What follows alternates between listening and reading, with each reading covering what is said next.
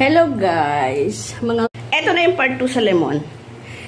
Ayan guys, hinihiwa ko. Hello guys, mga lodi ko. Kahapon gumawa pala ako ng juice ko. Kaso hindi ko pala na-videohan. Kasi nga katalipang-pang ko yung eto na yung part 2 sa lemon.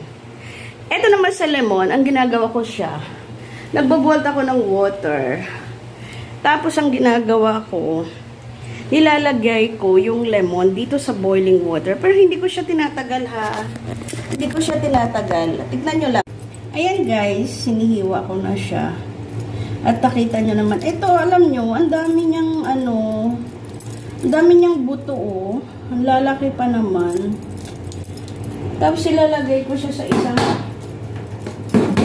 container na malinis.